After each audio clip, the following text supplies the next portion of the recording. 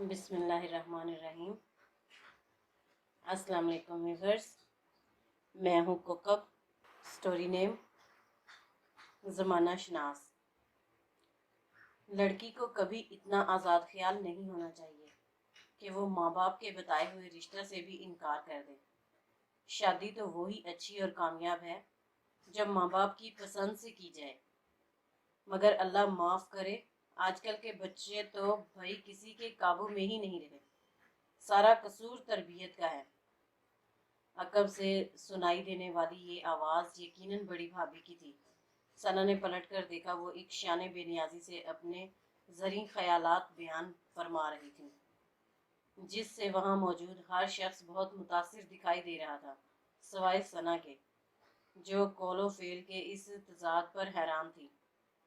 कुछ दिन कबल ही बड़ी भाभी ने ही उसे ये बात बताई थी कि जावेद से शादी उन्होंने अपने घर वालों की बेहद मुखालफत के बाद की, क्योंकि उनका रिश्ता बचपन से मामू के घर तय था, और चूंकि ये ज़्यादा पुरानी बात ना थी, इसलिए सना को अभी तक याद थी।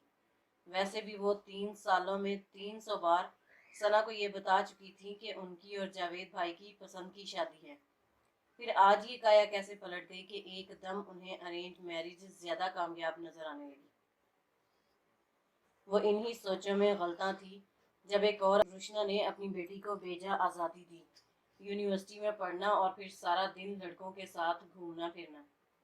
आखिर कोई तो रंग दिखाना था ना उसने। रुशना जाज़बा की बड़ी नंद का नाम था, जिसकी दोस्ती मायरा भाभी से बहुत ज़्यादा थी। ये बात सना ने अक्सर नोट की थी कि वो जाज़बा आपा की निस्बत उनकी फैमिली के दिगर अफराद से ताल्लुकात इस्तवार करने में ज़्यादा खुशी महसूस करती थी, मगर ये तज्जिया उसने कभी बड़ी भाभी के सामने पेश नहीं किया कि मुबादा वो नाराज़ ना हो जाएं। अभी भी पीछे बैठी दोनों ख़वातीन गाहे बगाहे अपने ख्यालात का इजहार कर रही थीं, जिन्हें सुनकर सना जान गई थी कि अमल ने अपने ताया के घर शादी से इनकार कर दिया है, क्योंकि वो अपने किसी दोस्त को पसंद करती थी और ये भड़ास उसकी टाई निकाल रही थी। लेकिन बड़ी भाभी को इस सारे मसले से क्या लेना देना, जो वो भी बुराइयों में मसरूफ थी। सना ऊपर आई तो बड़ी भाभी फ़ोन पर किसी से बात कर रही थी। सना को देखते ही उनकी आवाज़ धीमी हो गई, जिसे सुनते ही सना समझ गई कि वो उसके सामने बात करने से गुरेज कर रही हैं। इसलिए उसने चाहा कि वापस नीचे चली जाए। जब भाभी ने अल्लाह हाफिज कहकर फ़ोन बंद कर दिया। अरे खड़ी क्यों हो, बैठ जाओ। सना को मुखातिब करती वो खुद बाल समेटती सोफा से उठ खड़ी हुई, जबकि सना ने डाइनिंग की कुर्सी खींच कर उस पर बैठ गई। अमल का फ़ोन था।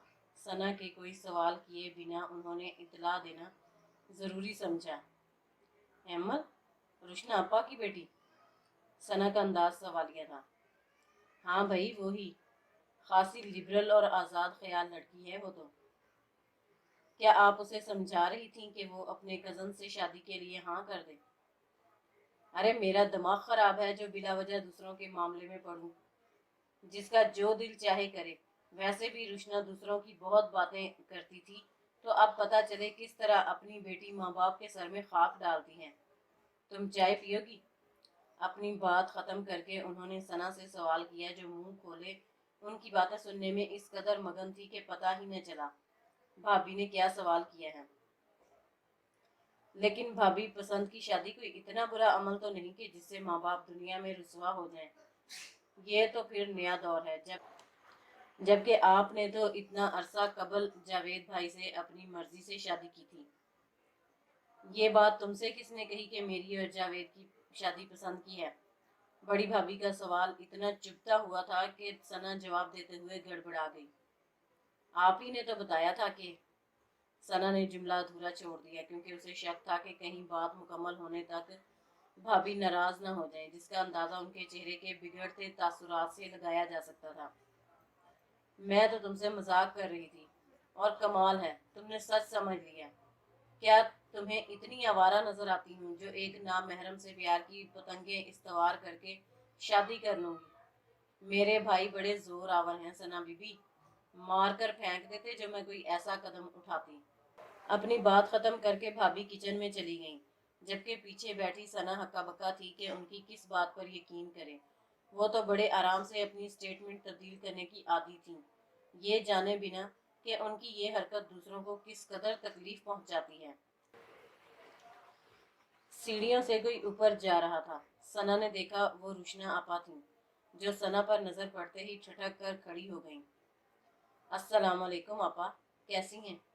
لامحالہ ثنا کو سلام کرنا پڑا۔ جواباً وہ دھیرے سے مسکراتے ہوئے سلام کا جواب دے کر اوپر چلی گئیں۔ جب کچھ ہی دیر میں ہی بڑی بھابھی کا اسے بلاوا آ گیا۔ وہ ثنا کو بھی کھانے کے لیے بلا رہی تھیں، جبکہ امی تو روزمرہ کی طرح شام سے اوپر ہی تھیں، لہٰذا ثنا بھی نیچے کے سارے دروازے بند کر کے بھابھی کے فلور پر ہی آ گئی، جہاں سامنے ہی ٹیبل پر سجے لوازمات اس بات کی گواہی پیش کر رہے تھے کہ روشنا آپا ڈنر کے لیے انوائٹ کی گئی ہیں، ورنہ اتنا اہتمام 1 گھنٹہ میں ہونا ناممکن تھا۔ ثنا پر نظر پڑتے ہی بھابھی کھلکھلاتے ہوئے بولی، جلدی آ جاؤ، آج میں نے تمہاری پسند کا چکن چلی بنایا ہے۔ ہاں بھائی، مائرہ ماشاءاللہ سب کی پسند کا بہت خیال رکھتی ہے، مجھے بھی فون کیا تھا کہ کڑھی بنائی ہے، آ جاؤ۔ بس پھر میں تو یہ سنتے ہی دوڑی دوڑی چلی آئی۔ اچھا کیا، اسی بہانے گھر کی ٹینشن سے تو کچھ دیر کو آزادی ملے گی۔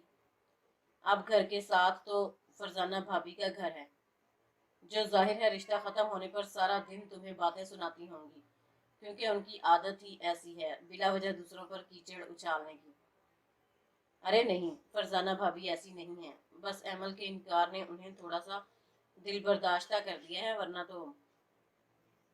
رہنے دو روشنا، تم کچھ نہیں جانتی۔ ان کی بات کاٹتے ہوئے بڑی بھابھی تیزی سے بولی۔ صاف ظاہر ہو رہا تھا کہ انہیں فرزانہ بھابھی کے لیے کی جانے والی تعریف بالکل پسند نہیں آتی۔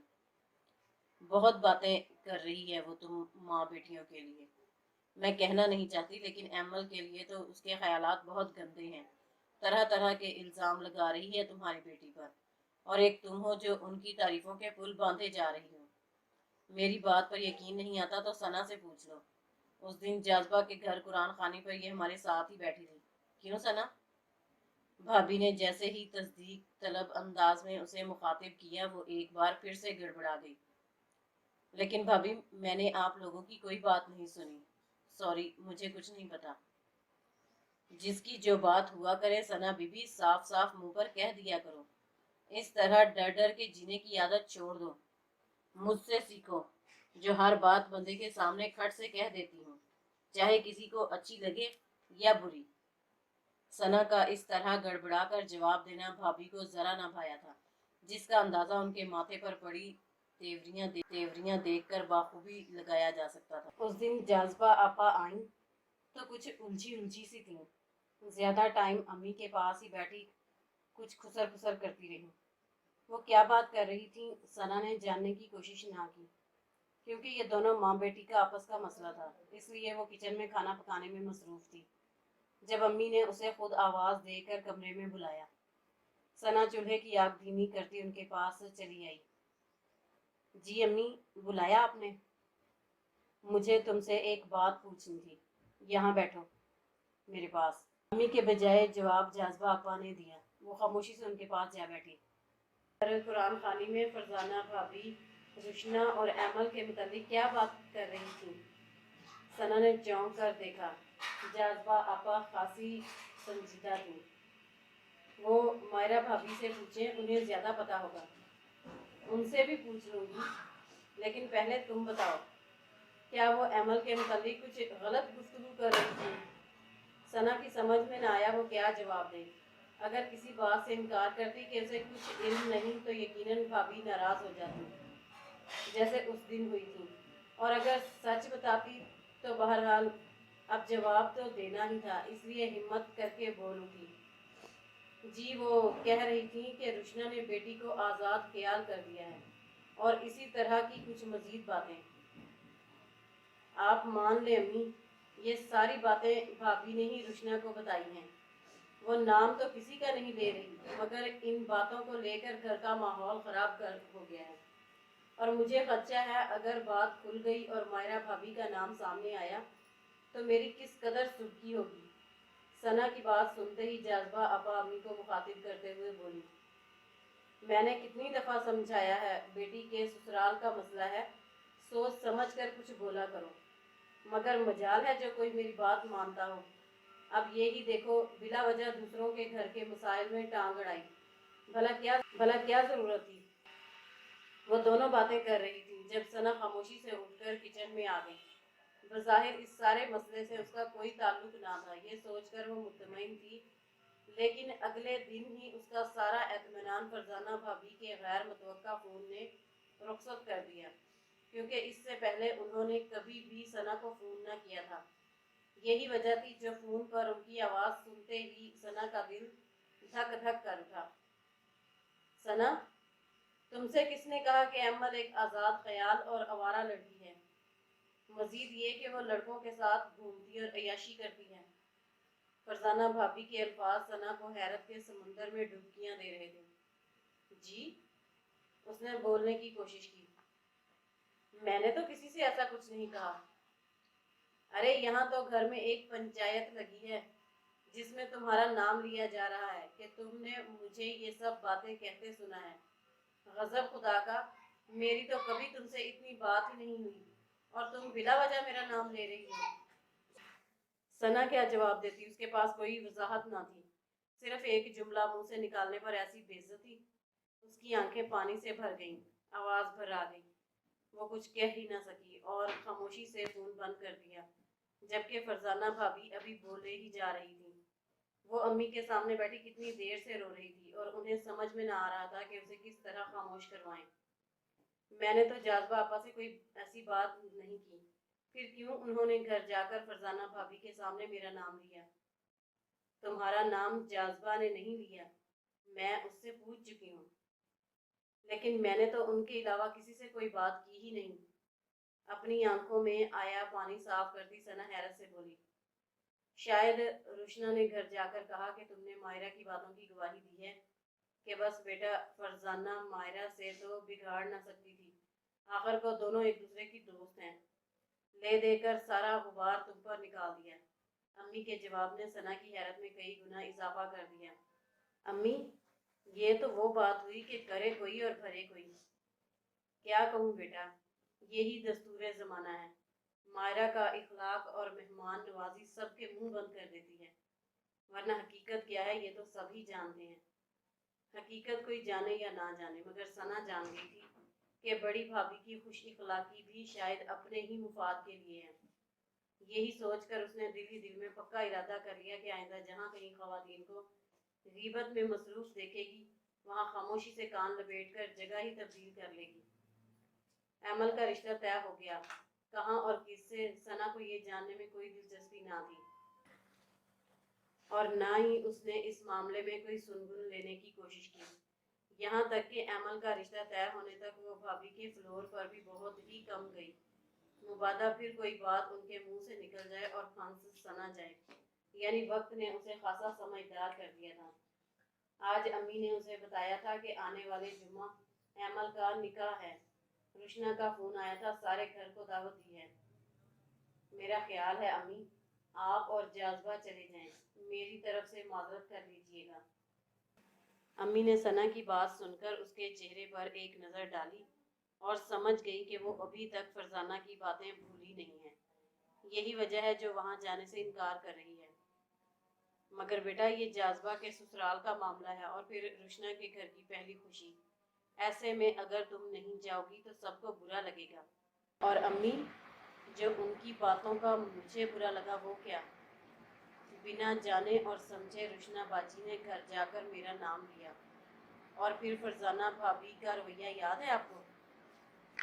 بہت ساری باتیں یاد رکھنے کی نہیں ہوتی، بلکہ اکثر باتوں کو بھول جانا ہی اچھا ہوتا ہے، کیونکہ اسی میں ہی ہم سب کی فلاح چھپی ہے۔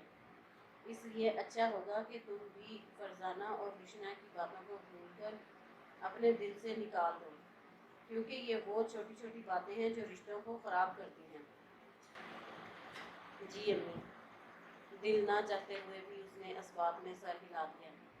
شاید زندگی میں کئی دفعہ ہمیں وہ کرنا پڑتا ہے جس کے لیے ہمارا دل آمادہ نہیں ہوتا۔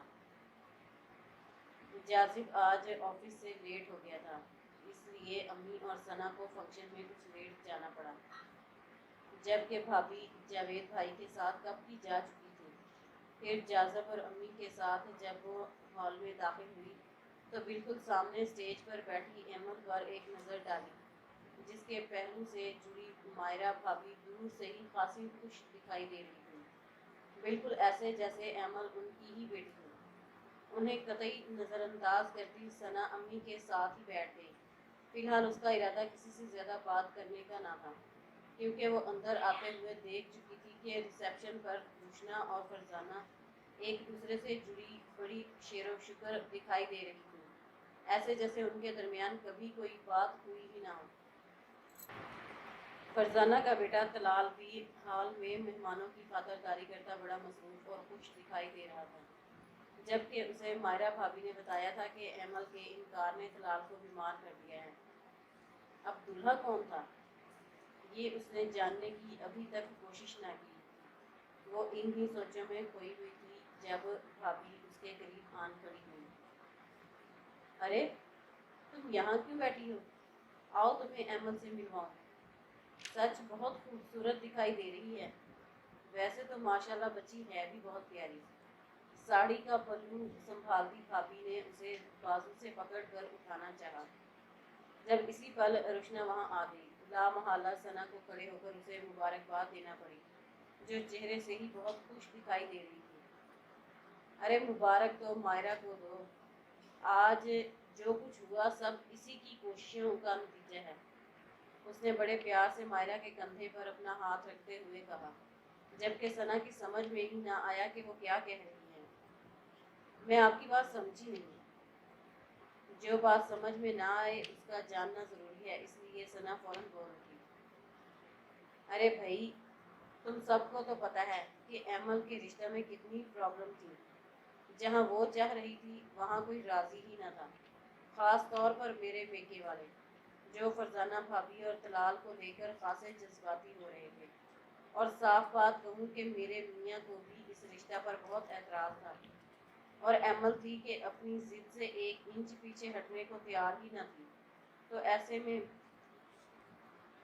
السلام علیکم بھائی، بہت مبارک ہو آپ کو۔ روشنا کی بات درمیان میں ہی رہ گئی جب اس کی کوئی جاننے والی مبارکباد دینے اس کے پاس آ پہنچی۔ روشنا جو اب مبارکباد وصول کرنے میں مصروف ہوئی تو اپنی بات مکمل کرنا شاید بھول ہی گئی، جبکہ دوسری طرف سامنے خاموش کھڑی ثنا کا مارے تجسس برا حال تھا۔ وہ جاننا چاہ رہی تھی کہ اس سارے مسئلے میں مائرہ بھابھی کا کیا کردار ہے، جو سامنے کھڑی کسی فاتحہ کی طرح مسکرا رہی تھی۔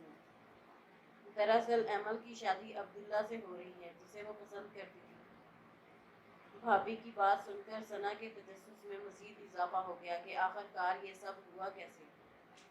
ہاں بھائی، میرے اس سارے مسئلے کو حل کرنے کے لیے مائرہ نے بہت ساتھ دیا، فرزانہ کو سمجھایا، مجھے اور سبحان کو اس رشتہ کے حق میں ہموار کیا، اور بالآخر ہم سب بات سمجھ گئے اور آخرکار میری بچی اپنی خوشیاں حاصل کرنے میں کامیاب ہو گئی، جس کا سارا کریڈٹ مائرہ کو جاتا ہے۔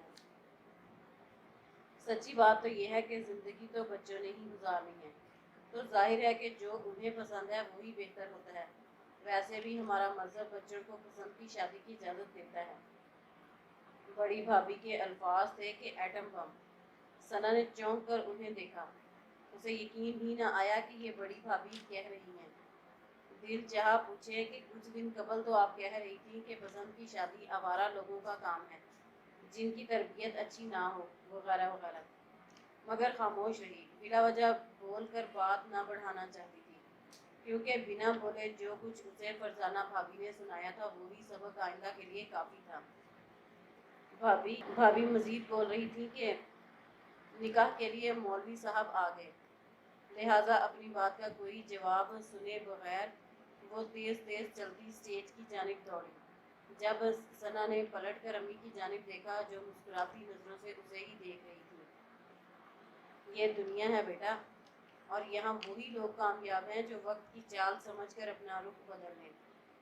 مگر امی یہ تو کھلے عام منافقت ہے، جو ہمارے مذہب کے خلاف بھی ہے۔